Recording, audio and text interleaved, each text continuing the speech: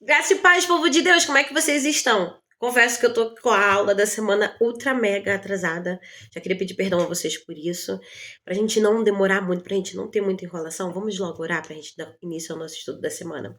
Pai, queremos te agradecer, render graças a ti, porque mais uma vez podemos, Deus, nos reunir, Deus, mesmo que de forma particular, cada um em seu lar, Deus, para aprender mais de Ti.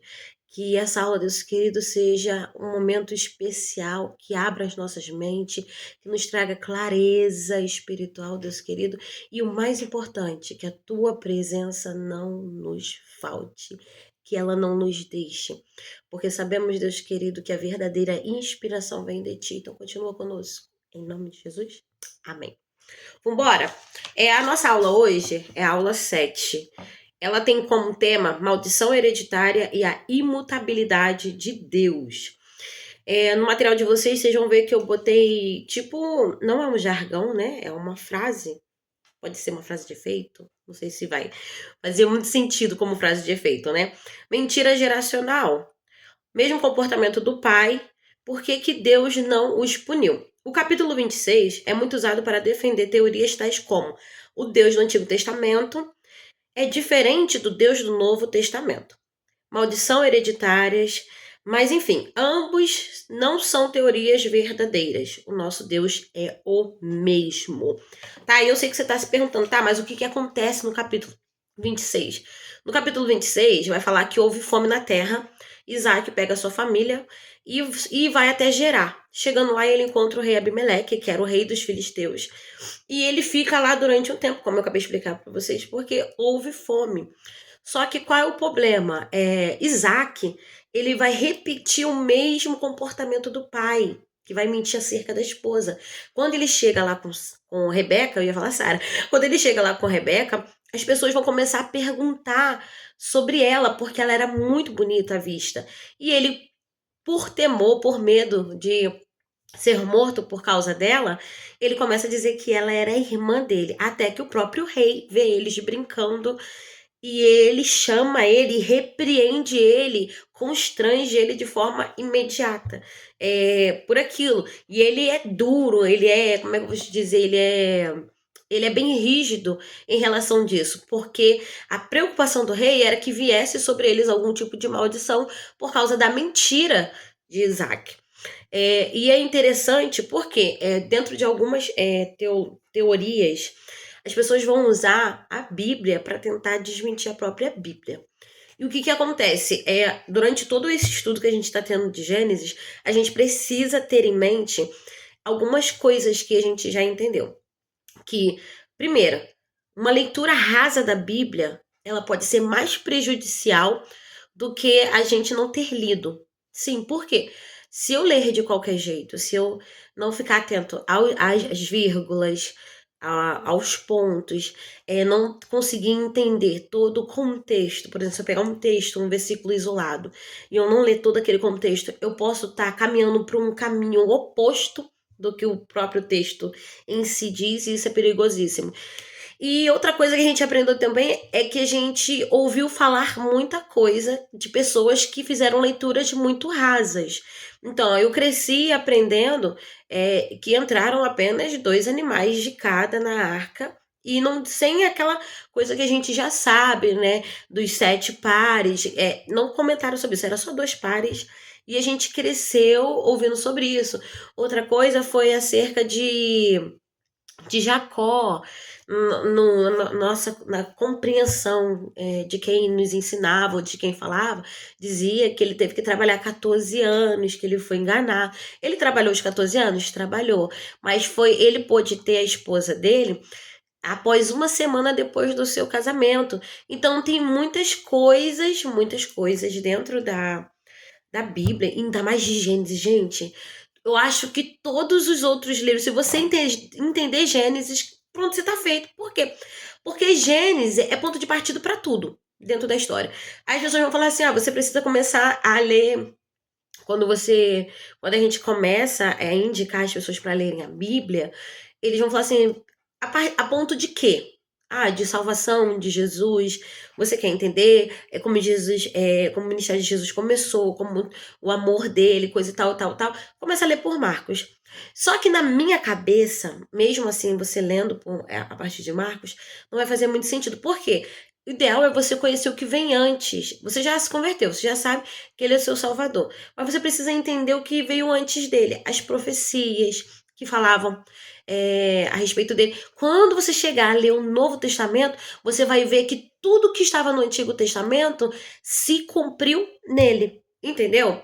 Então, o livro de Gênesis, ele é extremamente rico. E tem aquele negócio da grafia que eu falei com vocês, que acontece assim, primeiro eles tinham mania de contar o que aconteceu, às vezes passava um capítulo ou 2 capítulos, eles iam e detalhavam o que aconteceu há 2 capítulos anteriores. Isso era bem normal. Por quê? O objetivo, a princípio, era contar os fatos e não os colocar em uma ordem. Porque se fosse assim, que nem na questão do Gênesis, da criação, eles iam fazer pausa para dizer, criou no dia que Deus criou os seres humanos. Ia fazer uma pausa e dentro daquela pausa ali, eles iriam colocar a criação da mulher, como é que foi a criação a partir do homem, da costela, mas não, você vai ver que é em outro capítulo. Então, às vezes, isso pode criar muitas interpretações equivocadas, ok? E uma coisa que você precisa também ter em mente é o quê? É que a Bíblia, ela é a nossa Bíblia que a gente tem aqui no Brasil e alguns outros países fora do Oriente Médio são traduções. Às vezes você vai perguntar assim, mas por que parece que tem coisa que não combina com outra coisa? Por quê? São traduções. Pensa assim, não foram pessoas nativas que traduziram, foram pessoas que aprendiam o básico daquilo dali, que já era bastante suficiente. Para vocês terem noção, o Antigo Testamento, ele está em hebraico e aramaico. O hebraico, ele não tinha vogal. Pra vocês terem uma noção, o hebraico antigo ele não tinha vogal. Então, os sons que eles juntavam era muita coisa de compreensão, entendeu? Era mais o barulho que a palavra fazia. E eles deduziam isso. Então, pode ser que e tinham palavras que existia para eles que não existe pra gente. É que nem a palavra ressuscitou, que para Jesus, que isso só é referido a Jesus. Jesus foi a primícia do que ressuscitou, dos que dormem, que levantou dentre os que dormem. Ele foi o primeiro a ressuscitar. Isso está na Bíblia, tá? Eu não tô dizendo que os outros não voltaram à vida, não, tá? Mas esse termo é específico só para Jesus. Por quê? Ele ressuscitou, ele levantou sozinho. E as outras pessoas foram levantadas, foram ressuscitadas. Vamos colocar outro termo, elas foram revividas, foram trazidas de volta à vida, tá bom? Porque elas não levantaram dos mortos, elas foram levantadas. Deu para entender? Vambora, senão já pula para outra parte. Vamos dar seguimento. Então você já entendeu o que aconteceu no capítulo 26?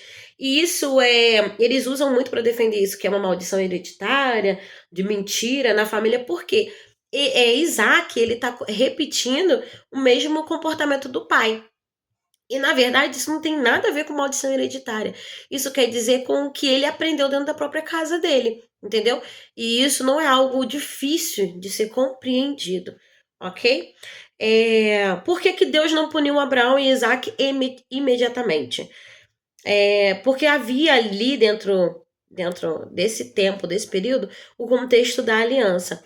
Não sei se vocês vão lembrar das primeiras aulas que eu falei que a forma que Deus usava para se relacionar com as pessoas daquela época era a aliança, era o pacto que ele fazia com eles. E ele levava isso muito a sério. E a gente também, acho que vocês vão lembrar que das últimas aulas, a gente comentou que não existia só Abraão naquele período. Nesse período de Abraão já existia sacerdotes, já tinham pessoas específicas que se relacionavam com Deus, mas Deus não achou graça aos olhos dele. Deus vai achar graça naquele cara que tinha o mau hábito de mentir, que era meio rude com a esposa, sim. Enfim, né? Vambora. Abraão e Isaac eram portadores da promessa divina. Deus havia feito uma aliança com Abraão e a sua descendência. E essa aliança incluía bênçãos que não dependiam da perfeição deles, mas da fidelidade de Deus.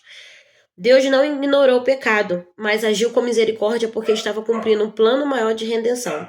A mentira deles trouxe consequência, como vergonha, repreensão, tensão familiar, mas não anulou a promessa. Aí aqui eu coloquei também a diferença entre disciplina e condenação. Eles sofreram correções circunstanciais, mas não receberam condenação eterna, porque estavam debaixo da graça da aliança. Aí você falou assim, Michele, tá, mas como assim graça da aliança?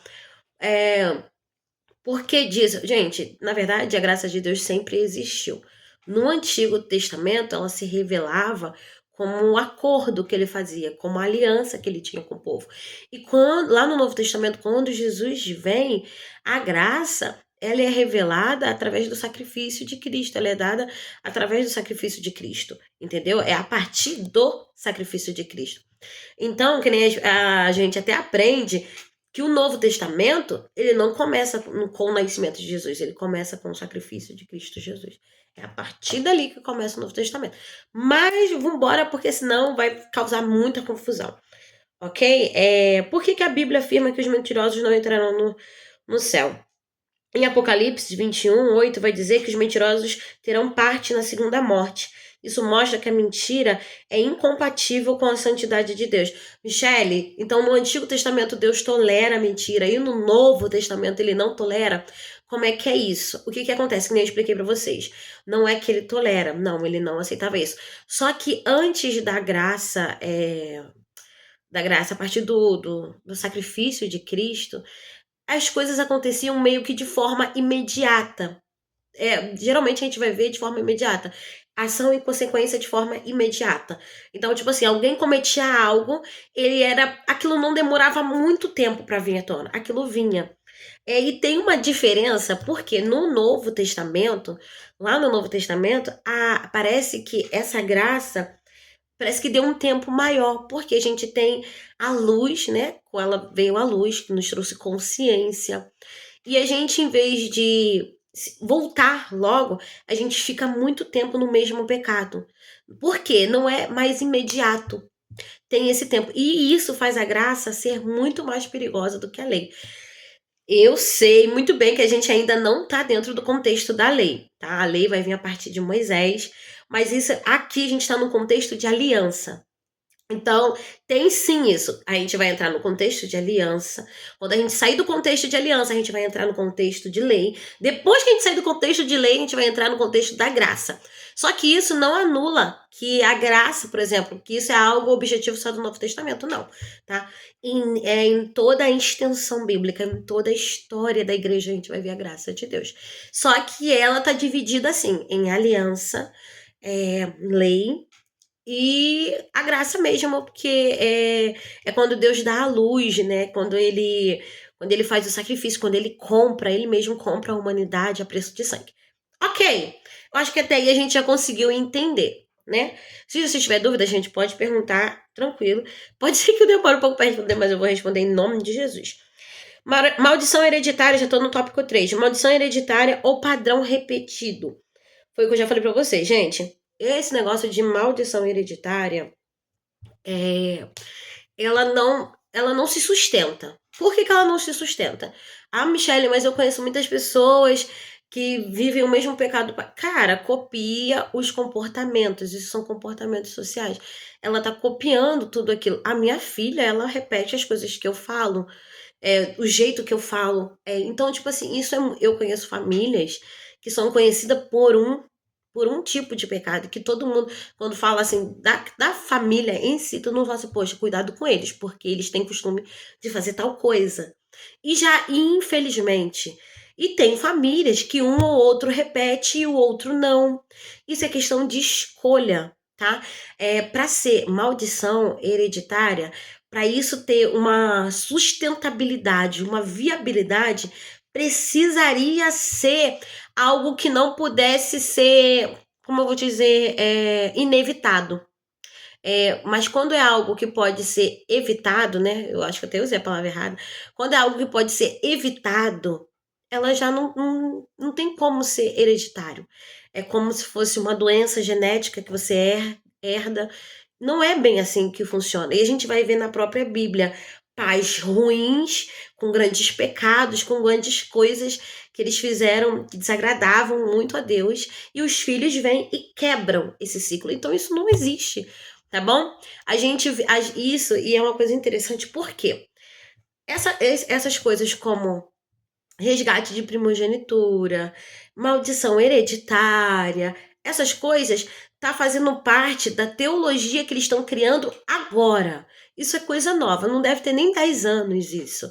Michele, mas há um texto na Bíblia que vai falar sobre isso, que Deus visita o pecado. Gente, isso aqui não é que Deus está punindo, não. Eu vou já falar para isso, mas vou deixar chegar lá na frente para a gente não ir cortando a aula. Mas vocês vão conseguir entender à luz da Bíblia. Não é o que eu tô falando, não é achismo, não. Tá bom? Vamos lá, é porque é perigoso demais, perigoso demais. Você precisa ter em mente que, tipo assim, quando Deus entrar no período da lei, o período da aliança, ela foi encerrada para aquele povo. Você tá entendendo? Quando agora vai viver o período da lei e ela vai ser encerrada para outro povo. Agora, o período da graça não foi encerrado. Você tá entendendo? Então, o nosso período é o quê? O período da graça. E às vezes a gente tem essa dificuldade. Eu não estou invalidando, os judeus até falam muito isso, que eles falam para os protestantes ficarem só com o Novo Testamento e deixar o Antigo Testamento para eles. Por quê? A gente vê que tudo foi cumprido em Cristo. Então não tem. E muitas das coisas, Cristo Jesus, lá na frente, ele conserta muitas dessas coisas, entendeu? Inclusive até que tem no Novo Testamento, que é a circuncisão. Já você vai ver que isso ali já não. Jesus já resolve tudo isso. Pedro fala sobre isso, Paulo fala sobre isso. Enfim, então é uma coisa que você precisa entender que a Bíblia ela é um livro histórico. Sim, ela é um livro histórico. Ela vai contar como começou as coisas, como se desenvolveu, o porquê das coisas. Ela vai contar tudo isso. É um livro que tem muita poesia, é um livro que tem muita narrativa. Vai falar de guerra, vai falar de herança, vai falar de famílias, vai contar toda uma história até chegar em Cristo Jesus, entendeu? E é interessante porque eu tenho uma professora que ela fala que o Novo Testamento, é o Novo Testamento? Tem um livro que ela fala, e agora me fugiu da memória, que ela fala que ele ainda não terminou de ser escrito. Lembrei, é uma matéria, que é a história da igreja. Ela vai dizer que a história da igreja não terminou de ser escrita. E ela vai fazer algumas dimensões sobre o Novo Testamento, porque a gente ainda está escrevendo. Você vai ver que vai entrando pessoas dentro da história da igreja. Vai passando pessoas que nem agora vai entrar na história da igreja esse pregador bem conhecido no nosso meio. Ai, meu Deus, esqueci o nome dele. Ele é até estrangeiro. Vocês vão lembrar aí, depois eu vou lembrar e eu coloco o nome dele. E ele é vivo, tá? Ele é vivo ainda. Então, tipo assim, a história ainda tá sendo escrita. As pessoas que vão vir depois de nós, eles vão pegar ainda muito dessas pessoas grandes, que nem René Padilha. Não sei se René Padilha ainda é vivo, mas ele fez depois pesquisem sobre ele, tá? Ele é um teólogo, acredito que ele também é um pastor. Ele conseguiu juntar a ação social junto com o evangelismo, junto ele chama de missão integral, junto com a missão. Por quê? Para nós cristãos, a gente acha que é muita coisa só de ONG. Que a igreja não tem essa responsabilidade social, quando na verdade tem sim, e que nunca deveria ter se separado. Ok, mas aí eu já tô fazendo um monte de coisa, um monte de comprimento, né? E já virou. Bora para a próxima página. O Deus te transforma para dois. Apesar disso, Deus não deixou que a mentira anulasse a promessa. Ele mostra que pode quebrar ciclos de pecados e usar pessoas imperfeitas para cumprir os seus planos. É nessa brecha aí que entra eu e você, pessoas imperfeitas, que Deus resolve usar. Gente, maravilhoso demais. É quando eu olho para o meu passado e eu vejo que tudo que eu fiz de ruim, tudo que eu fiz de errado, todas as minhas escolhas não influenciou naquilo que Deus já tinha projetado para mim. Ele conseguiu, ele olhou, eu acho que quando eu tava lá fazendo todas, né? Ele deve ter falado, pulado a página e olhado lá na frente. E eu acredito que ele fez isso também com você. Não foi algo particular só meu. É dentro desse contexto aí que ele escolhe Abraão. Que nem eu acredito que muitas pessoas têm Shakira! Minha gata tá aprontando. Muitas pessoas veem muita coisa em Abraão. E eu vejo ele simplesmente como um homem imperfeito, como nós. Ok. Agora o tópico 4. O que mudou do Antigo Testamento para o Novo? Eu dividi aqui em 3 partes. Revelação progressiva, que é quando vai mostrar que no Antigo havia assim um nível, né? Onde Deus tolerava por causa que ele estava dentro da aliança, dentro daquele contexto de aliança. E a gente vai ver que agora em Cristo a mentira é tratada com mais rigor, porque agora temos o Espírito Santo e a plena revelação da verdade. Jesus disse: Eu sou o caminho, a verdade e a vida. Isso está em João 4,6. E tem também a responsabilidade maior. Quem conhece a verdade em Cristo e escolhe viver na mentira, rejeita diretamente a luz de Deus. Gente, isso aqui é forte demais. Por quê? A luz, a graça de Deus, ela nos trouxe não só a consciência. Não estou dizendo que no Antigo Testamento eles não tinham consciência que eles erravam, que estava errado fazer aquilo. Mas eles tinham uma primícia de autoproteção. Por exemplo, se é pra vida, então tipo assim, poxa, eu posso perder a vida por isso. Então, é algo que era meio que tolerado dentro desse sentido. E como eu já falei pra vocês, tinha aquela resposta imediata de consequência. Não era algo que demorava muito a vir. E quando isso não acontecia, Deus ia lá e intervia. Michele, me mostra isso como, por exemplo, com Davi em 2 Samuel, acho que 2 Samuel 12. Eu acho que eu tô até com a Bíblia aberta em 2 Samuel 12. Deus vai falar assim pra ele, olha, a partir do 9. Por que, pois, desprezaste a palavra do Senhor, fazendo o mal diante dos seus olhos? Gente, vou ler de novo porque eu li errado, isso é uma pergunta. Por que, pois, desprezaste a palavra do Senhor, fazendo o que era mal diante dos seus olhos? A Urias, o Heteu, feriste a espada, e a sua mulher tomaste por tua mulher, e a ele mataste com a espada dos filhos de Amon. O 10.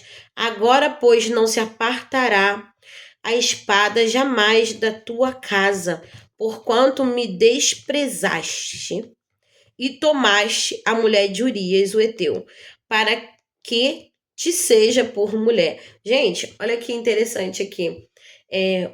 Deus vai usar o profeta para falar isso para Davi, e ele vai deixar claro que a consequência veio porque ele desprezou a Deus. Deus já tinha falado com Davi através dos mandamentos, das leis. Na época de Davi já tinha as leis, tá? Aqui já acabou aquele período de aliança, agora a gente entrou no período das leis. E é interessante a gente conseguir olhar dentro desse contexto, porque lá você vai ver que vai tendo uma progressão. Você tá vendo que tem uma progressão? Naquele período da aliança, era meio que imediato. Quando isso não acontecia, agora já no período da lei, Deus vai e responde, vai lá falar com Davi, porque ele fez isso, e diz que porque ele me desprezou, porque ele sabia, ele era conhecedor, ele falava com Deus. Então, a gente vai ver que Davi sempre teve um relacionamento com Deus. Então, Deus vai responder ele, porque você me desprezou. Você tá vendo? O desprezo aqui, ele tá falando da escolha de Davi. Tá? Não é como se Davi não amasse mais a Deus. Não era sobre isso. É o simples fato dele ter ignorado tudo aquilo que Deus já deixou escrito para que eles cumprissem. O desprezo aqui é de escolha. Ok? Deus não aceitou a mentira de Abraão e Isaac, mas agiu com misericórdia porque estava cumprindo um plano muito maior. Eles sofreram consequências, mas não foram condenados porque viviam pela fé. Gente, essa parte aqui deles não terem sofrido consequência, consequência que a gente fala de eternidade, tá?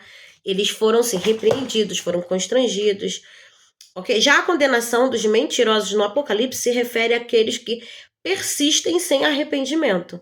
O padrão repetido entre Abraão e Isaac mostra a influência familiar, mas não uma maldição inevitável. Deus pode quebrar esses ciclos pela verdade em Cristo.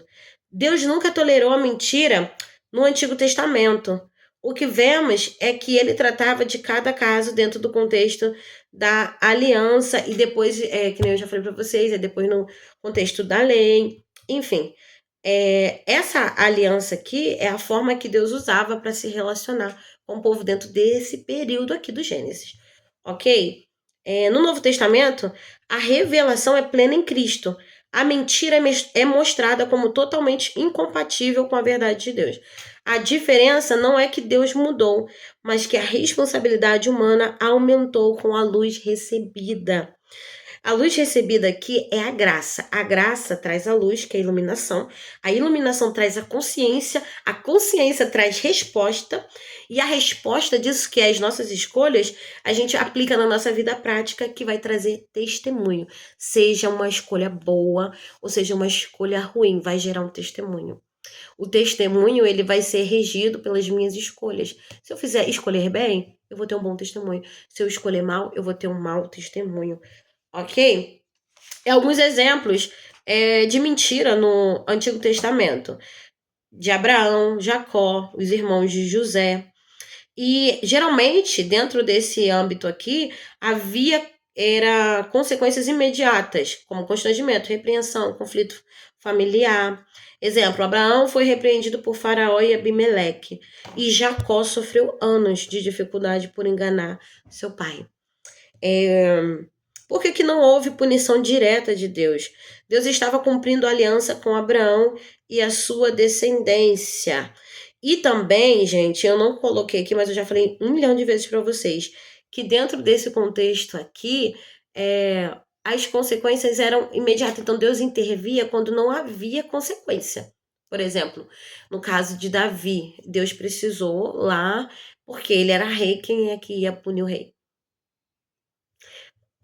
Deus precisava intervir, entendeu? E geralmente a consequência vinha, independente vinha. Só que nesse caso, no caso de Davi, é o próprio Deus corrigindo Davi. Pra vocês terem noção. Parece assim, nossa, a lei era terrível. Deixa eu te falar, a graça é pior do que a lei. Por que a graça é pior do que a lei? Porque a graça, ela te deixa entrar no comodismo. Você começa a acumular, você domestica o pecado, você convive com o pecado, com o tempo, você se acostuma tanto com ele, não tem nem mais arrependimento. Você não sente mais a necessidade de pedir perdão. Quem faz isso, Michele? Só quem tem o Espírito Santo de Deus. Ai, mas o Espírito Santo de Deus, ele convence a todo mundo? Não, não convence a todo mundo. Você precisa atrair a presença do Espírito Santo de Deus. Que nem a gente pensa assim, tá, mas quem tá na vida errada, como é que o Espírito Santo de Deus vai? Não vai. Você precisa se converter, ter arrependimento, reconhecer Cristo Jesus. A partir dali, aqueles que têm Cristo, o Espírito Santo de Deus vem e convence. Aqueles que estão fora disso, não tem ninguém convencendo. Não tem ninguém falando aos ouvidos dele. Às vezes, para os cristãos, o Espírito Santo já não tem mais voz dentro da casa deles. Às vezes o Espírito Santo já não fala, e eles não escutam. Quantas vezes Deus já falou para você pedir perdão pro teu irmão? Quantas vezes Deus já falou para você perdoar? E é isso, tô falando muito de mim, do que ele fez comigo. E às vezes eu ia acumulando, deixando para depois, até que uma hora que eu coloquei no meu coração que eu não ia mais entristecer o Espírito Santo de Deus. Eu não quero mais dar espaço e acumular, porque ele vai falar. Se eu não ouvir, ele vai se silenciar. Ele não vai ficar ali implorando, insistindo numa coisa que ele já disse, que ele já falou pra você. Não sei se Deus tá me usando pra falar contigo, não, hein? Fica ligado aí. Às vezes é isso mesmo. Às vezes você fala assim, poxa, mas por que a voz do Senhor tá distante? Por que eu não tô ouvindo a voz de Deus esses dias? É porque ele já falou e você ignorou a voz dele. Entendeu? Então, tipo assim, Deus, ele não briga por espaço, ele não divide a glória dele com ninguém. Ele fala e quem quiser é que escute. Se você não quiser escutar, ele não vai brigar por espaço, ele não vai brigar por atenção. Só que toda ação tem uma consequência. Isso aí você já sabe. Ok, vambora, vamos adiantar, que o tempo já foi, né? Olha que eu dei como eu já contextualizei para vocês, eu não vou falar disso, eu vou pular para maldição hereditária ou padrão familiar. Não é maldição automática. Cada pessoa responde por seus próprios pecados. Michele, tá onde isso? Ezequiel 18:20. Porque eu sei que vai ter alguém falando assim, mas eu aprendi assim, na minha igreja diz assim, gente, o meu objetivo aqui não como é que fala? Não é discutir com ninguém, tá? Acerca de interpretação bíblica, nada disso. A gente está fazendo um estudo, você está tendo o seu estudo, você também não precisa chegar na sua igreja falando que você aprendeu assim, dessa forma, que isso está errado. Porque eu fiquei numa igreja onde tinha umas coisas que eu não concordava. Coisas teológicas mesmo, que eu não concordava. Mas infelizmente, a gente está num lugar onde tem muitos líderes sem preparo, e isso é chato de dizer, mas isso é uma realidade do nosso país, do nosso Brasil, é uma realidade recorrente. Então, tipo assim, tem muitas pessoas que têm muita dificuldade de. Ai, Michelle, nem tudo. Gente, eu vou falar isso aqui com a maior responsabilidade possível do mundo. Nem tudo que você lê no Antigo Testamento, depois eu vou fazer uma aula só explicando sobre isso, são coisas que você deve usar no seu dia a dia. Geralmente isso era uma coisa destinada durante um tempo para um povo específico, dentro de um contexto específico. Por exemplo, as coisas que não são anuladas com o tempo, com o contexto, são os mandamentos de Deus, ok? No Novo Testamento, as palavras de Jesus. Para você ter uma noção de que não é só no Antigo Testamento, é em toda a Bíblia. Mas calma, deixa a gente terminar Gênesis que a gente faz a aula. Ok, vamos lá. Ezequiel 18, 20. Vai dizer assim, olha, a alma que pecar, essa morrerá. Tá dizendo a alma que pecar, não tá dizendo as almas, não. Tá dizendo de forma particular, individual. O filho não levará a maldade do pai, nem o pai levará a maldade do filho. A justiça do justo ficará sobre ele, e a impiedade do ímpio cairá sobre ele. Está dizendo aqui que cada um paga, cada um responde com a sua ação. Cada um resolve o seu BO, cada um vive e sustenta aquilo que resolveu fazer, as suas escolhas. É basicamente isso aqui. Então você vê que dentro da própria Bíblia a gente vê que não tem como sustentar essa teoria de maldição hereditária. Ok, vambora. Mas há padrões repetidos. Como eu já falei, hoje é sobre Isaac repetindo os comportamentos do pai. Mas Deus tem poder para quebrar esses ciclos. Vambora. A prova que Deus não mudou em relação à mentira. Michele, por que eu tô falando sobre mentira? Porque uma das nossas maiores das nossas maiores dificuldades como cristão é tentar explicar a Bíblia para outra pessoa. E tipo assim, se você não souber todo o contexto, se você não souber, que nem eu falei, depois agora que a gente terminar o Gênesis, a gente vai fazer um apanhado e você vai ver como é que vai ser simples, porque você já vai ter conteúdo suficiente para entender tudo isso que está acontecendo. Quando a gente terminar Gênesis, você vai ter uma visão geral de por que Abraão agia de tal forma, por que ele precisou passar por tal lugar, qual foi a promessa de Deus para Abraão. Você vai ver que tudo faz sentido, por que Deus escolheu Abraão. Isso tudo vai começar a criar sentido na sua cabeça. E é muito difícil, porque se a gente pegar, que nem esses versículos, poxa, se a gente lê de forma rasa, superficial, que nem eu ficava, poxa, por que Deus não puniu? Por que Deus não puniu? Só que havia sim uma punição. A punição aqui quando a gente vai estudar, a gente vai falar só sobre a aliança. E se você não entender esse conceito de aliança, vai ficar difícil para você defender ou explicar para alguém. entendeu? Não é que não havia punição dentro desse contexto de aliança, é que nesse tempo, nesse período, era ação e pum, consequência. Ação e consequência. Era de forma imediata. Quando vem o período da lei, a gente vai vendo que vai aumentando de uma forma gradativa. Tá um pouquinho, já tá errado, tá começando a pesar. No período da lei, começa Deus chamando. No período da graça, gente, no período da graça é terrível. O período da graça é terrível. Porque aí o mundo não é só as suas escolhas, é todo o reino espiritual, porque entra através da legalidade. Gente, é muita coisa. Mas aí é uma outra aula só para falar sobre isso. No Antigo Testamento, Deus já mostrava que acho que na terceira folha. Tô na terceira folha. A prova de que Deus não mudou em relação à mentira. No Antigo Testamento, Deus já mostrava que a mentira era pecado. Tanto que sempre trouxe constrangimento, repreensão ou consequências práticas. Mas ele agia com misericórdia, porque estava conduzindo o seu plano de redenção através da aliança com Abraão e seus descendentes.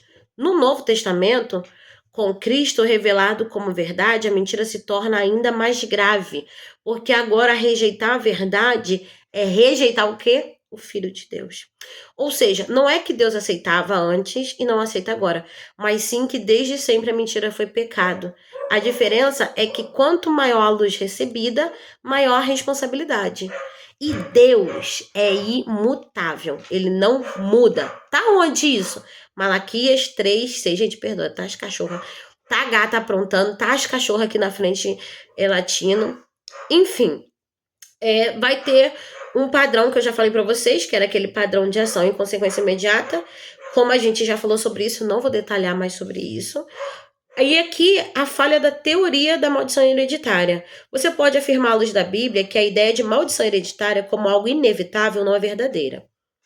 O que a Escritura mostra é que cada pessoa responde diante de seus próprios pecados, como a gente já leu, Ezequiel 18:20. No Antigo Testamento, quando se fala em visitar a iniquidade dos filhos, nos pais, gente, preste atenção nisso.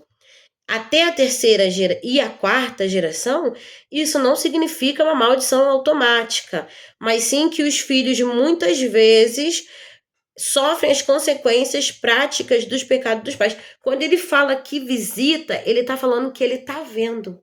Ele está vendo que é por causa do pecado que o pai cometeu. Agora, dependendo do pecado, vai trazer, sabe, um peso, vai trazer uma consequência que pode machucar os filhos. E quantas vezes isso não acontece? Quando, dá um exemplo, quando o pessoal. Acontece muito com pessoas que estão no mundo do crime. Quando uma mulher se apaixona por alguém que está no mundo do crime. E às vezes o marido fica sem dormir, tem que se esconder. Às vezes, quando tem guerra, a mulher tem que se esconder com os filhos. E quantas mulheres não perderam a vida nisso? Quantas crianças não perderam a vida dentro desse contexto? Eu conheço pessoas que perderam esposa, filhos, tudo dentro desse contexto. Então, assim, quando Deus está falando disso, ele não está falando que ele vai punir por causa daquilo que o pai fez. Não, não, não, não, não, não, não, não, não, isso não existe no processo. Quando ele fala que visita, ele é como se estivesse dizendo, ó, eu estou vendo que a sua escolha vai ferir os seus. Entendeu? É que nem aquela mulher, ai Jesus, gente, hoje tá me fugindo o nome de todo mundo. Aquela esposa que foi sábia. Os servos de Davi vieram pedir alimento para ele. E ele, bêbado, ignorante a vida toda, ele negou. Ele negou comida pros soldados e pro rei. A mulher, quando ficou sabendo daquilo, ela se preparou e logo levou um banquete pro rei, pedindo desculpa. E olha o que Davi vai falar para ela. Olha, chamou ela de sábia e disse que por causa dela, né, mãe? Porque ele ia vir, descer e matar todos. Todos dentro da casa. Então, é esses tipos de coisa, ok? A gente precisa ter muita noção disso. Quando você vê na Bíblia que Deus está falando que ele vai visitar... por exemplo, nesse contexto aqui, era como se ele estivesse dizendo mesmo que ele ia olhar lá na frente. Por quê? A quarta geração ainda não existia. Então, É basicamente isso. E quando ele falava de algo que era naquele tempo, era algo que realmente aconteceu, que nem quando a Bíblia diz que ele visitou a Sara. Era dentro daquele contexto, entendeu? Não era algo, era anos. Mas aqui deixou explícito que era algo futuro, tá bom? Então não era que Deus ia punir os filhos, não, por causa do que os pais fizeram, não. Aí ele seria um Deus injusto. Cadê? Vamos embora lá. Portanto, a ideia de maldição hereditária como uma condenação espiritual inevitável é uma interpretação recente, não bíblica. O que existe são padrões familiares de comportamento que podem se repetir, mas que não têm o poder de determinar o destino espiritual de alguém. Deus sempre tratou cada pessoa de forma justa e individual, e em Cristo isso se torna. Vamos ver agora alguns exemplos bíblicos que mostram claramente que não existe maldição hereditária inevitável. Gente, o objetivo disso aqui não é atacar você que acredita nisso, tá? Mas é só trazer uma clareza. E a gente precisa ler a Bíblia e compreender a Bíblia pelos tempos, tá? E depois de Gênesis, você vai ver que a gente não vai conseguir mais ler um livro sem ler, usar como aparato outro livro, para as histórias se completarem. Ok? Vamos embora lá. Exemplo disso, o rei Josias, né? O pai dele era Amon, que fez o que era mal aos olhos do Senhor. Está em 2 Reis 22. O filho, que é Josias, buscou o Senhor de todo o coração, restaurou a lei e promoveu reforma espiritual em Israel. Mostra que um filho não está preso ao pecado do pai. Mesma coisa com Ezequias, o seu pai era Acais, um dos reis mais ímpios e cruéis de Judá. O filho dele é Ezequias, que confiou no Senhor, removeu todos os ídolos e foi considerado um dos melhores reis de Judá. Demonstra que a graça de Deus permite romper padrões negativos. Então, você vê dentro da própria Bíblia, eu coloquei 2, mas tem vários. Você vê que dentro da própria Bíblia, você vai ver que isso não se sustenta, tá bom? Em resumo, não existe maldição hereditária bíblica, existe responsabilidade pessoal e possibilidade de repetição de padrões. Mas a graça de Cristo liberta e mostra que cada um responde por si. Nos capítulos seguintes, saindo do capítulo 26, enfim, a gente vai ver que Rebeca trama com Jacó para enganar Isaac pela bênção. Jacó é ameaçado por seu irmão Esaú. Jacó foge para Padan-Aram, onde mora seu tio Labão. No meio do caminho, parou para descansar e teve uma visão em sonho, onde Deus apresenta eles e fazem com eles de novo o quê? Uma aliança, porque a gente ainda está no tempo da aliança. Ele chega na casa do seu tio e faz um acordo para trabalhar 7 anos para se casar com Raquel, mas é enganado por seu tio, que lhe dá sua irmã mais velha, Léia. Como eu já falei para vocês, né? Que nem ele trabalhou 7 anos para casar com Raquel, o tio vai dar mais velha, aí ele faz um acordo de novo de trabalhar mais 7 anos e fala assim: espera passar uma semana de casamento que você tem com a mais velha, que eu te dou a mais nova. Aí ele vai e casa com a mais nova. Aí sim ele trabalha mais 7 anos. Então ele teve Raquel com 7 anos e uma semana. Ok? O usurpador é enganado, como a gente já falou. Jacó. Gente, isso aqui agora vai ficar muito, muito interessante. Jacó teve 12 filhos, homens e uma filha, sendo que com Lia nasceram Rubem, Simeão, Levi, Judá e Zacá, Zebulon, Diná, e com Raquel nasceram José e Benjamim. Com Bila, a serva de Raquel, nasceram Dan e Naphtali, e com Zipa, serva de Lia, nasceram Gade e Aser, formando assim as 12 tribos de Israel. Então é isso aí mesmo que vocês ouviram. As 12 tribos de Israel são os descendentes de Jacó. Então, olha só como é que Deus pega os imperfeitos.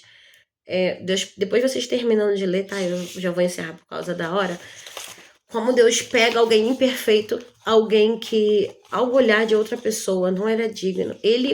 Jacó, ele enganou o irmão dele, enganou o pai dele. Ele tinha inimizade, mas depois a gente vai ver que eles se acertam.